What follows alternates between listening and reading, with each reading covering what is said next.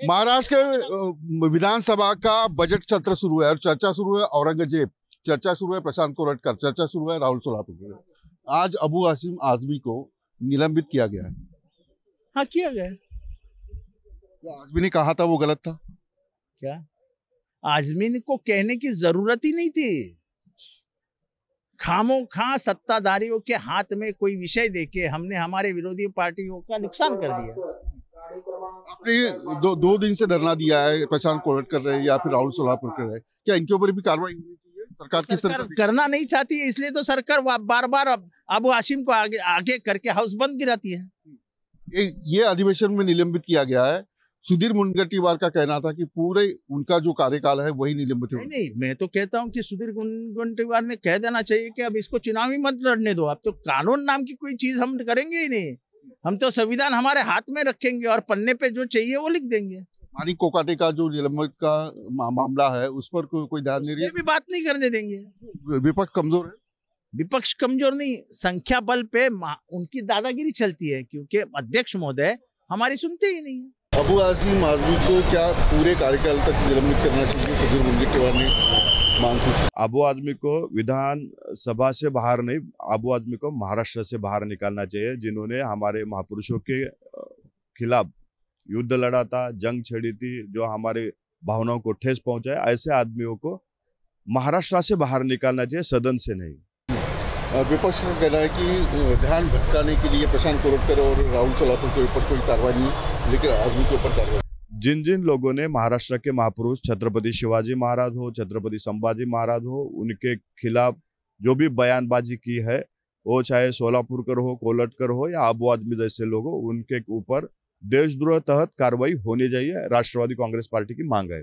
रवि राणा मेरे साथ है। अबू हाशिम आजमी का निलंबन किया गया है इस सत्र के लिए, क्या प्रतिक्रिया? नहीं, बिल्कुल अबू आजमी का निलंबन ये सरकार ने सही निर्णय लिया है।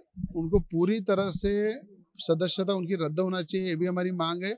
छत्रपति शिवाजी महाराज उनके विचारों का राज्य है और छत्रपति शिवाजी महाराज के विचार के राज्य के अंदर जो क्रूर ऐसा औरंगजेब जिन्होंने हमारे संभाजी महाराज जी की हत्या की, ऐसे हत्यारों का नाम लेना, गुणगान गाना, ऐसे व्यक्ति को मैं तो बोलता पूरी सदस्यता उसकी रद्द होना चाहिए। और आने वाले टाइम में जल्द से जल्द देवेंद्र फडणवीस सरकार ने जिस तरह से औरंगाबाद का नाम बदल के संभाजी नगर रखा, उस संभाजी नगर को न्याय देने के लिए, महाराष्ट्र की जनता को न्याय देने के लिए औरंगजेब की कब्र को उखाड़ना चाहिए, उसको फेंकना चाहिए, औरंगजेब का नामो निशान मिटा देना चाहिए, जो औरंगजेब ने हमारे राजा संभाजी राजा की हत्या की थी। आजमी ने माफी भी मांगी है, गलती से हो गया होगा तो माफ करिए। ऐसा है कि वो बार बार वो उनकी कट्टरता और कट्टरता का परिचय इस तरह से औरंगजेब जैसे खूनी व्यक्ति का नाम लेके बार बार कोई ना कोई कंट्रोवर्सी फैला के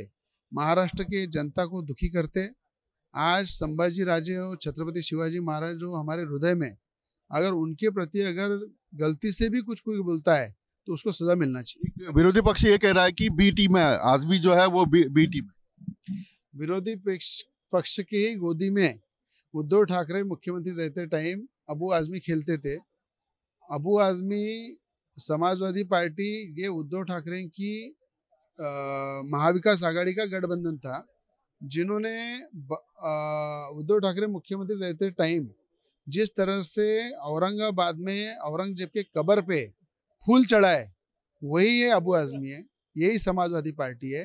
तो मुझे लगता है कई बार आज फडणवीस सरकार ने जो निर्णय लिया है, जो कार्रवाई की है, वो कहीं ना कहीं उद्धव ठाकरे के टाइम पे हुई नहीं। राहुल सोलापुरकर, प्रशांत कोरटकर को कार्रवाई होनी चाहिए, ये मांग विपक्ष कर रहा है।